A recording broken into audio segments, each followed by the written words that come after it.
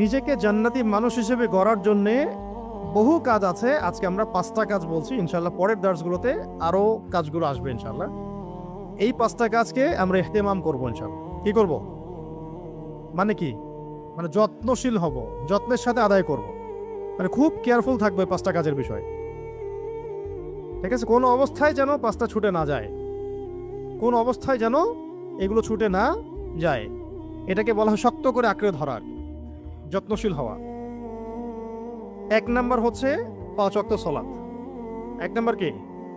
5 ওয়াক্ত সালাত। মিসাল দিচ্ছি এভাবে, রমাদান মাসে আমরা যেভাবে নামাজ পড়েছি এইভাবে পড়লেও হবে। রমাদান মাসে তো আমরা সবাই তারাবি, তাহাজ্জুদ, নফল, সুন্নত, জামাত সব পড়েছি না? সর্বোচ্চ চেষ্টা করেছি আমরা পড়ার জন্য। অনেকের অনেক সময় ছুটে যেতে পারে, সেটা আবার কাজা করেছে বা কোনোভাবে আদায় করেছে। তো সেক্ষেত্রে এই যে রমাদানের শিক্ষাটা, নামাজ কেন্দ্রিক শিক্ষাটা, এটাকে সারা বছর ধরে রাখা, সারা বছর না সারা জীবন ধরে রাখা। একজন উলামায়ে কেরামদের একজন বলেছেন যে 40 দিন তাকবীরে উলা না, সারা জীবন তাকবীরে উলা ধরে রাখতে পারি, এরকম করে চিন্তা করা। নামাজের পাবন্দির জন্য মাঝে মাঝে ওমরাহ করা দরকার। ওখানে গেলে নামাজের পাবন্দি হয়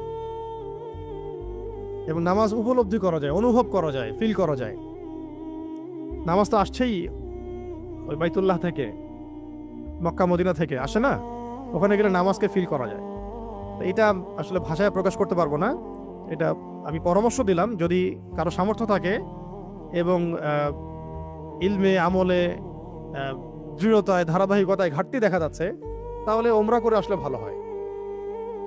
পুরো নিজের সব মানে ভিতরের যে হতাশাগুলো, অলসতাগুলো, গাফেলতিগুলো সব চলে যাবে ইনশাল্লাহ। নিজেকে ফিল করা যায় যে খুব মুনাওয়ার মনে হচ্ছে, আলোকিত মনে হচ্ছে, গুনাহমুক্ত মনে হচ্ছে। ওখানে যে কাজগুলো আছে, কাজগুলো করতে থাকলে ইসলামের সব পিলারগুলোকে ধরে ফেলা সহজ হয়। যাদের সামর্থ্য হবে তারা অবশ্যই বারবার ওমরা করবেন ইনশাআল্লাহ, আল্লাহ পাক তৌফিক দান করেন। আর সালাতের পাবন্দি বলতে আমি কয়েকটা কথা বলবো। 1 নাম্বার হলো জামাতের পাবন্দি করা। 2 নাম্বার হচ্ছে 5 ওয়াক্ত সালাতের মধ্যে কত রাকাত? 17 রাকাত নামাজ।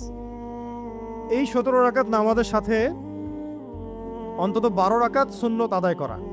কত রাকাত? এই 12 রাকাত সুন্নাত যে ব্যক্তি আদায় করে তার জন্য জান্নাতে একটা করে ঘর নির্মাণ করা হয়। প্রথমটা হচ্ছে ফজরের আগের 2, যেটাকে এক পাল্লায় রাখলে এবং দুনিয়ার মধ্যে যা কিছু আছে এটাকে আরেক পাল্লায় রাখলে ওই 2 রাকাত সুন্নত ভারী হবে। জোহরের আগে 4, পরে 2, মাগরিবের পরে 2,